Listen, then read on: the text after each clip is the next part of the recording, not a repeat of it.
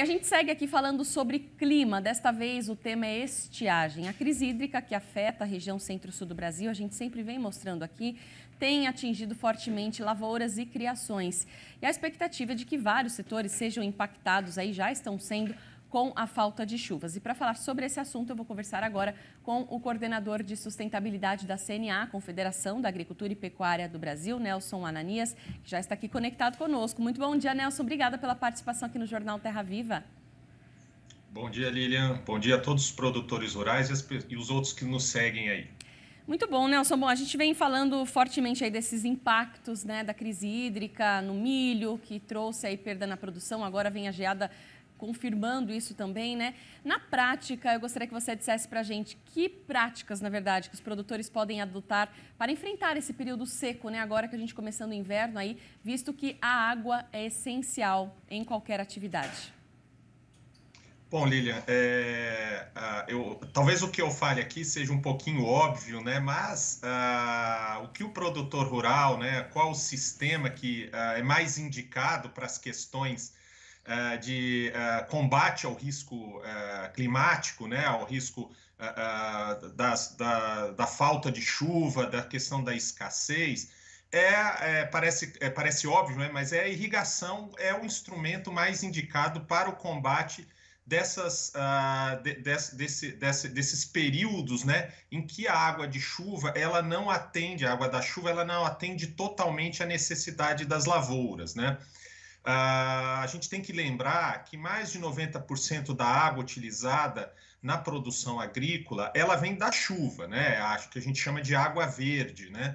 Que é a água que cai no período certo, né? Daquela janela necessária para o plantio de safra, né? E safrinha, e que nós precisamos tentar, né, da melhor maneira possível, encaixá-las para que você não tenha, né, um avanço no início do plantio da safra ou da safrinha, prejudicando a produção. Então, o que a gente vê hoje no Brasil é uma dificuldade muito grande por questões de legislação, né, de reservação de água dentro da propriedade rural, acesso à energia elétrica, né, investimentos maciços em tecnologias de irrigação eficientes, né? A gente tem eficiências aí desses equipamentos mais modernos de até 90%, 95% da aplicação, a questão do monitoramento daquilo, quando irrigar, quanto irrigar, né? De que forma irrigar. Tudo isso contribui para garantir uma segurança ao produtor rural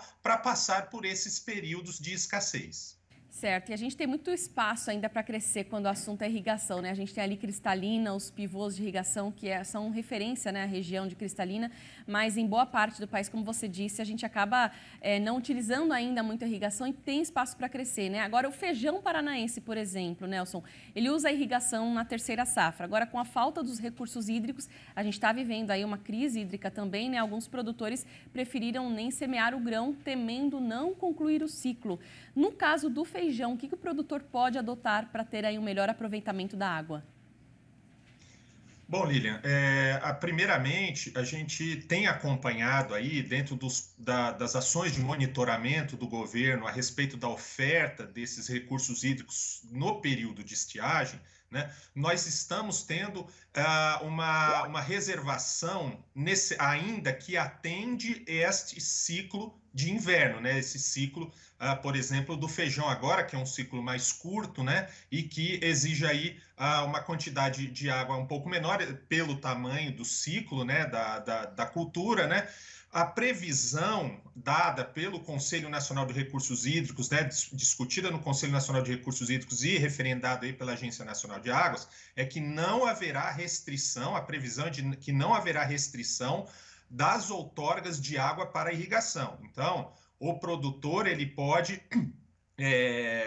se planejar para que ele continue plantando, porque a previsão e os prognósticos, né, da oferta desse recurso hídrico para o período de estiagem, ela não vai ser diminuída. Então, a princípio, né, não haverá restrição de outorga. Tá? Mas o produtor rural, ele pode, a médio e a longo prazo, ser mais eficiente no uso da água. Então, a gente precisa reservar mais água, a gente precisa ser mais eficiente na aplicação da água dentro da lavoura, né?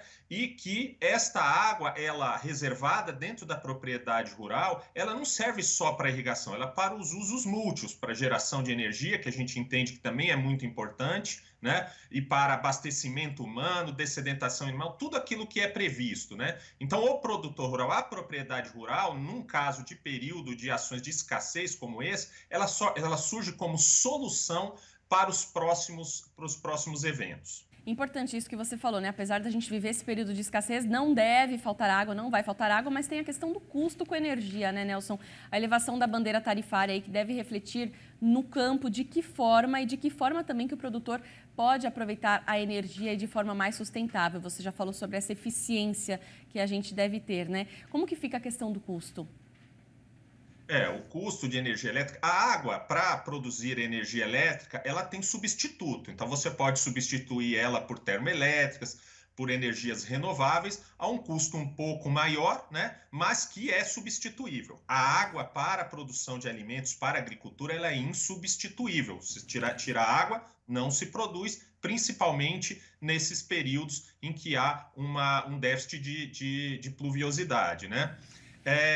O que o produtor rural deve fazer, né, aí nessa questão é ser mais eficiente nessa aplicação, uma vez que, em média, o custo da energia elétrica, o custo total, né, na produção da energia elétrica é cerca de 20%. Então, o produtor deve colocar, né, na ponta do lápis, agora com as bandeiras tarifárias que se servem para fazer essa alternativa da geração de energia elétrica, em curto prazo o produtor deve colocar na ponta do lápis para saber se esse custo ele vai pagar o investimento que está sendo feito. A médio e longo prazo, o produtor rural tem que investir em energias alternativas, né? A energia solar, a energia eólica, as próprias usinas que estão usando, né, o bagaço de cana para geração de energia, né? Então, quer dizer, alternativas tem, né? O que a gente precisa é se planejar, esperar, né, não ser pego de surpresa em eventos como esse.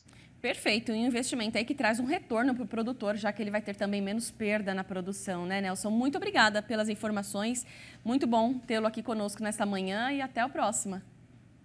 Eu agradeço, Lilian, e convido os produtores rurais a acessar o site da CNA, onde a gente informa a respeito das próximas ações a respeito desse acesso de água, da crise hídrica, de tudo aquilo que envolve a irrigação no Brasil.